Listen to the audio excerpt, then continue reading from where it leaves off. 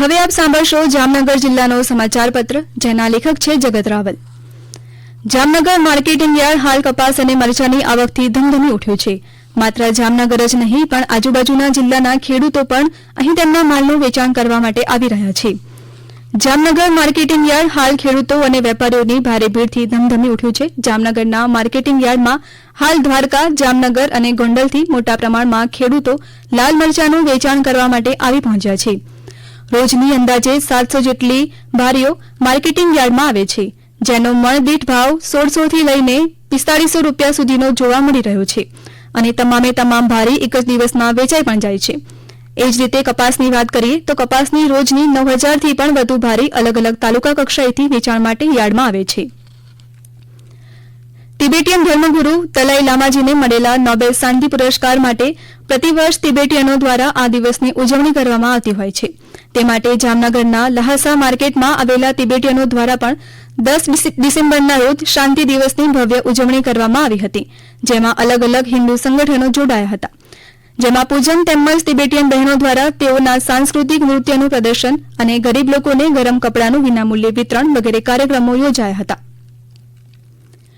જામનગર મહાનગરપાલિકાની સ્ટેન્ડિંગ કમિટીની બેઠક ચેરમેન નિલેશભાઈ કગથરાના અધ્યક્ષસ્થાને યોજાઈ હતી, જેમાં 5 કરોડ 99 લાખ રૂપિયાના વિકાસ કામોને મંજૂરીની મહોર મારવામાં આવી હતી.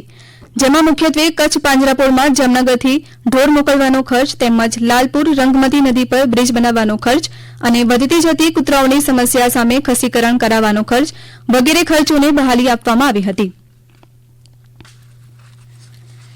રિલાયન્સ ઇન્ડસ્ટ્રીઝ દ્વારા 4 કરોડ 30 લાખ રૂપિયાના ખર્ચે પુનઃનિર્મિત સર પીએમ રોડનું લોકાર્પણ કરાયું.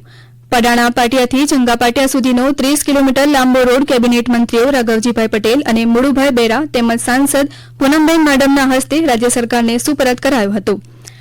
પડાણા પાટિયા સર્કલનું 70 લાખ રૂપિયાના ખર્ચે સુશોભન રોડની બંને બાજુએ 1 કરોડ 53 લાખ રૂપિયાના ખર્ચે ટ્રીઘાટ સાથે 6113 વૃક્ષોનું રોપણ કરવામાં આવ્યું છે. યુનેસ્કો દ્વારા ગુજરાતના ગરબાને અમૃત સાંસ્કૃતિક ધરોહર જાહેર કરવામાં આવતા જામનગરના ધ્રોલમાં જીએમ પટેલ સ્કૂલની વિદ્યાર્થીનીઓ તેમજ Shri MD Mehta girls high school અને શ્રી ડીએચકે મુંગરા કન્યા વિદ્યાલયની બહેનો મળી કુલ 2500 થી વધુ બહેનોએ ગરબા રમી આ જાહેરાતને વધાવી લીધી હતી. આ અનોખી ઉજવણી દરમિયાન પરંપરાગત વસ્ત્રોમાં બહેનોએ ગુજરાતના પ્રાચીન ગરબા રમી ઉષ્માભેર ઉજવણી કરી હતી.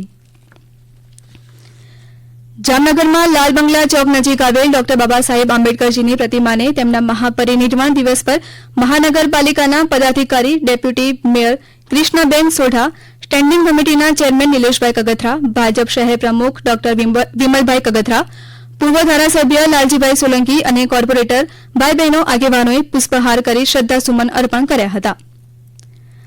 જામનગરમાં લાલ બંગલા નજીક આવેલી હોમગાર્ડ્સ કચેરી ખાતે હોમગાર્ડ સ્થાપના દિવસની ઉજવણી કરવામાં આવી હતી. વહેલી સવારે સેરેમોનિયલ ડ્રેસમાં સજ્જ હોમગાર્ડ્સ પ્લાટૂનો દ્વારા રૂટ માર્ચ પાસ્ટ પરેડ યોજાઈ હતી.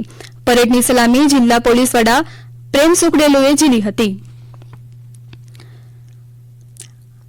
આપ સાંભળી રહ્યા હતા જામનગર જિલ્લાનો સમાચાર પત્ર, જેના લેખક હતા જગત રાવલ. આ પ્રસારણ આકાશવાણીના અમદાવાદ વડોદરા કેન્દ્ર પરથી કરવામાં આવ્યું.